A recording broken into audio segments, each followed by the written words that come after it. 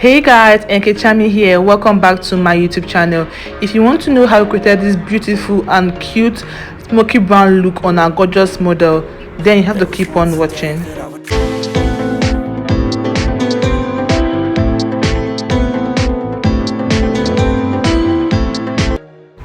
So guys, before we dive into the tutorial for the day, if you are a first timer or this is the first time you've seen our page, you are actually very much welcome. You won't want this to be your last. Please subscribe to our channel, click on the notification icon to be notified whenever I post a new video, and don't forget to give us a thumbs up as it will mean a whole lot to us. And if you are a returning subscriber, you guys are the VMVP. We really do appreciate all your efforts, all your comments. We appreciate your likes, we appreciate the notification, everything that you guys have been sending to us. We see you and we appreciate you guys. Now let's dive into the tutorial for the day. So my muse actually doesn't want her brows to be carved.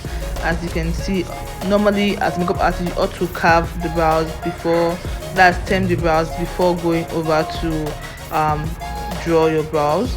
But because she wants her brows not to be touched, I had to use a liquid glue to hold the hair together. Basically, most makeup artists use the hair wax or brow gel to hold the hair together, but in this particular tutorial I will be using that particular glue. It's actually glitters glue. Yes, I think from Classic Collection.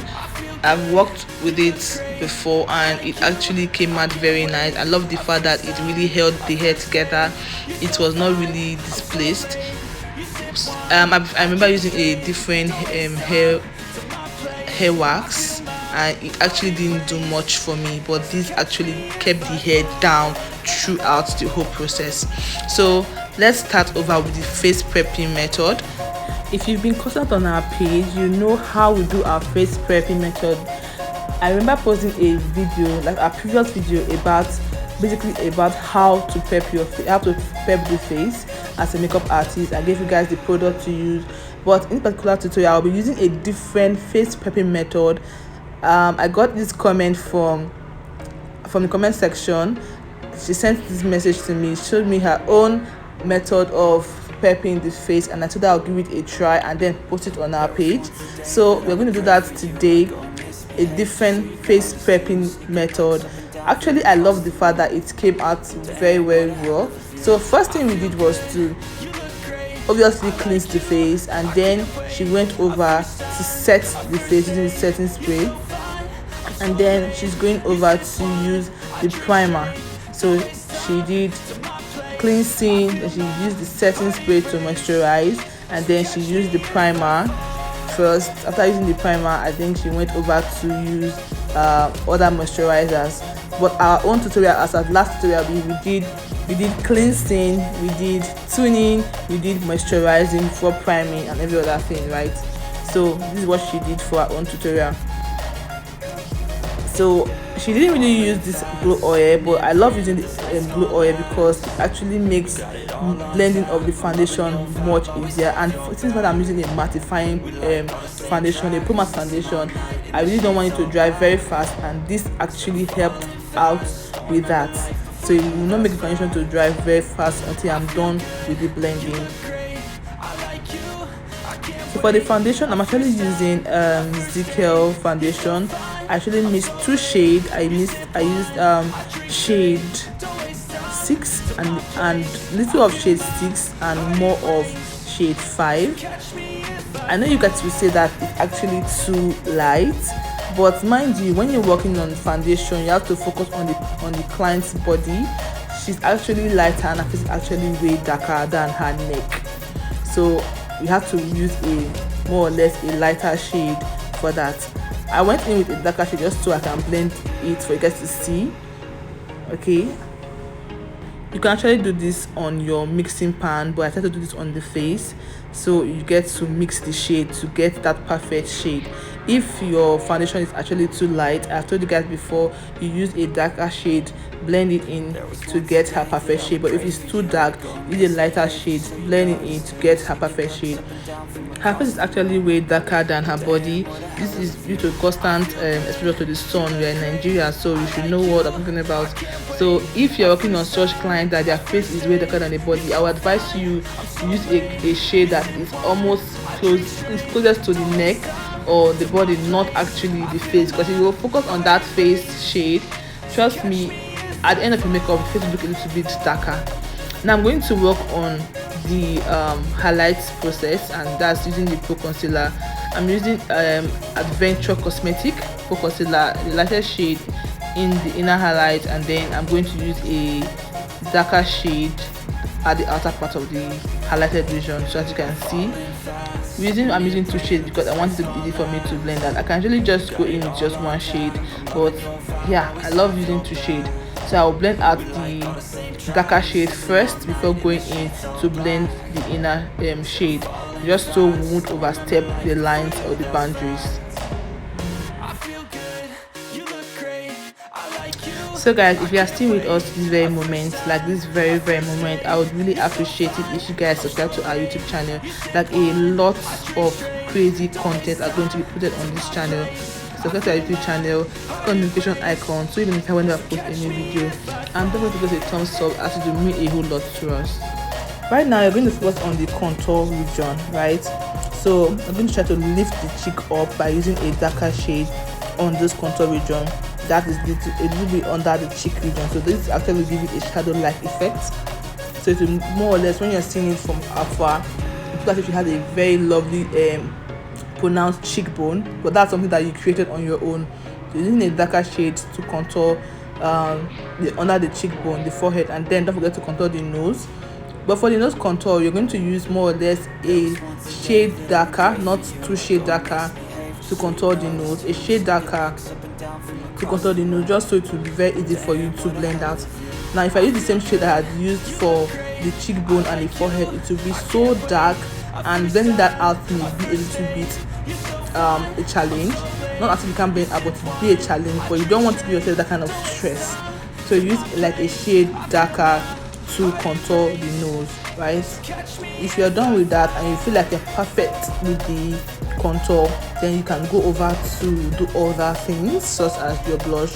But right now I felt like the shade was still a little bit much. Like I actually added lots of the products on the nose. I had to go over again with the light pro concealer to blend that out, just to reduce the contour, the foundation that I used on that nose.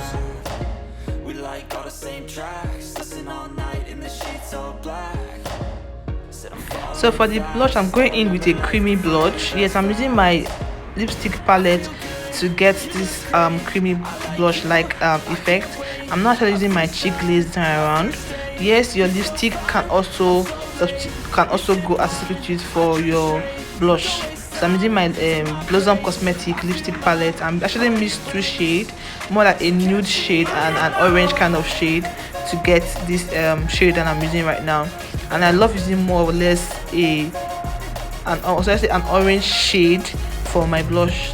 And this actually is very nice because it actually blends in very well, and it sinks into your foundation. It makes it look like it's just even. So I actually would recommend this to clients.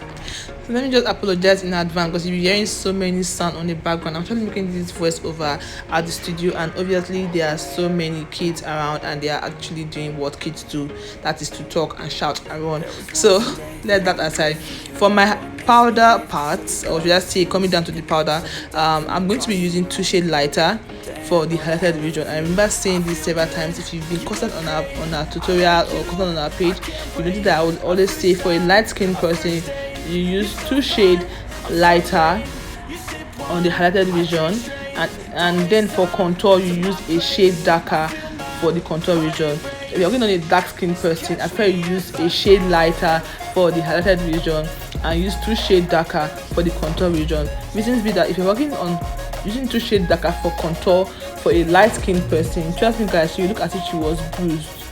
It will be very, very obvious. But if it's a dark person, it won't be obvious because the person is actually dark.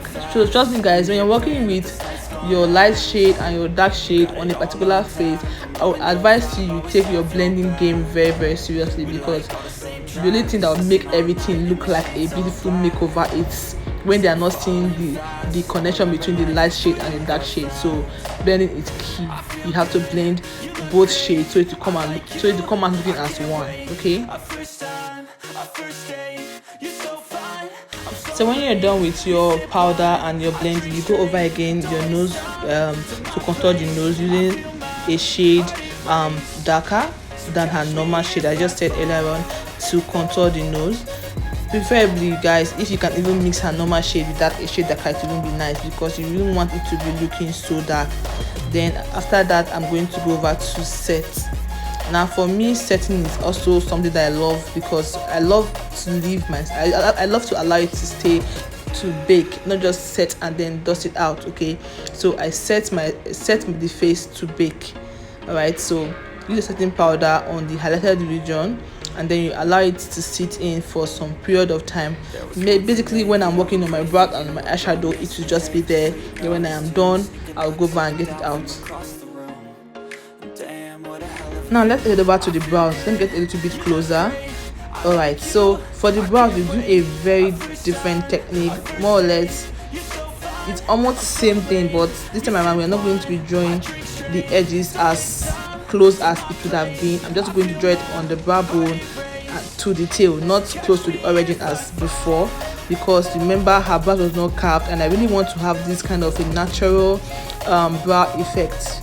Okay, so I'm just doing the edge. I'm doing the edge only on the arc, and then the brow bone to the tail. So my origin, or halfway to my origin, is just going to be left bare, and then I'll be creating hair-like stroke, as you can see on the video. So because the brows was already tamped, and then I had the glue on it, so it made it very, very easy for me to draw my hair-like stroke, because the hairs are all in place. Okay, so we are going to do the same thing for the other part of the brows. As you can see, it's actually a very, very easy step for you to do, and I would love to see you guys do it a try, and let me know if it's also easy for you to get yours done. Now when you're done with your brows, you go over to conceal the brows. I'm actually concealing just the same region that actually draw the edges. That's the brow bone, and that's what I'm focused on, just the brow bone that I focus on. Remember, I actually want the origin to have this natural hair-like effect, so I'm focusing basically on the brow bone, just so I can have that, you know, loud and poppy brow bone, because the look I'm trying to create, I want the brow bone to be seen from far. Now for the eyeshadow, I'm using a different techniques for the eyeshadow. I actually try to get a dark brown, because I'm creating a smoky brown look, and I love this technique that I just tried out. I thought about it and said to give it a try. So I'm using my foundation for this right now. Yes, this is actually the darkest shade of my Zika Cosmetics foundation. This is shade 8. So I'm using shade 8 just as my eyeshadow base. So I'm using this, and then please mind you, blending is key. You have to blend the shade into the concealer, just so it look as if it was eyeshadow, right? So I had used a different blending brush to smoothen the demarcation between the eyeshadow and then the full concealer.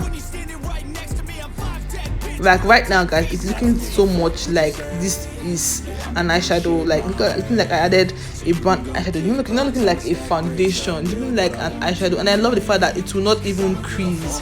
That's one thing that I love about it. If I had used my primer, those are just long processes, but this came out looking so nice. I think I will try out different shade of this, right? I will give this a try. Trust me, I'll try out different shade of this foundation to see how it will come out or how it will look. So I went in with shade black from my eyeshadow palette for the under eyelid.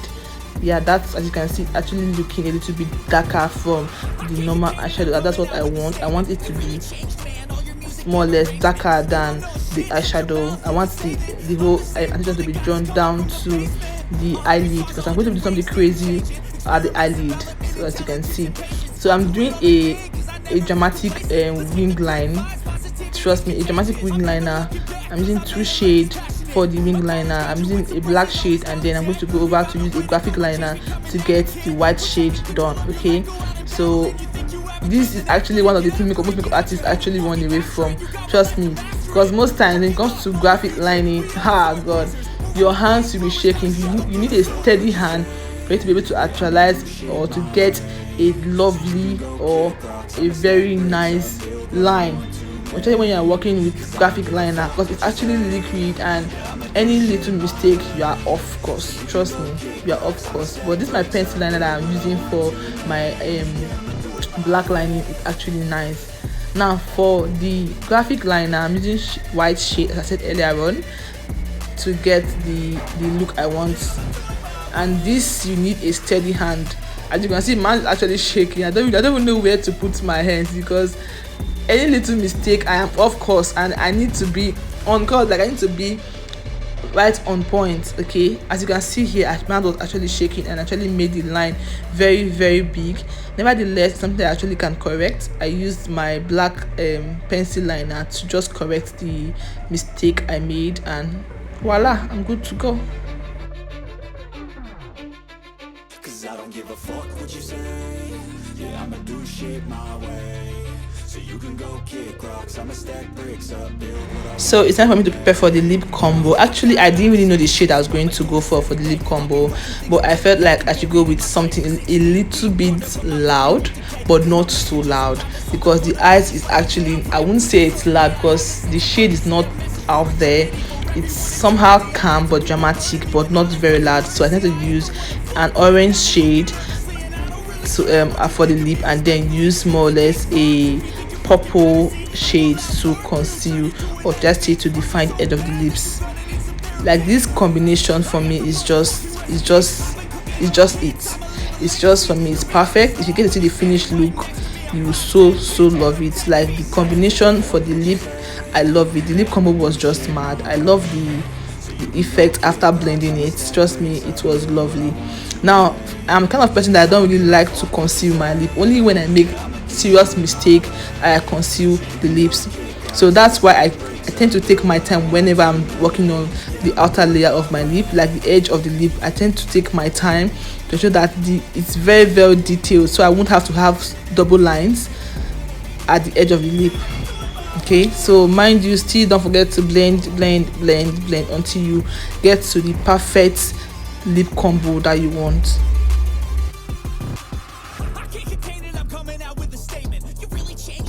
Alright guys, when we're done with the lip, we're going to go over to add our blush. I'm still using my liquid cheek glaze on the face. As you can see, it's giving that kind of it's making makeup look very, very warm, calming the makeup a little bit more. Like, as you can see, it's defining the whole thing. And I'm going over to bronze the face. I'm using my Tehila cosmetic for the bronzer, and then I'm going to set the face using my fix spray, and we are good to go. And here is the finished look, guys. Don't you just love? Like, she's even smiling. Don't forget to give us a thumbs up, subscribe to our channels, guys, and click on the notification icon to when I post a new video. See you guys in my next video. Bye.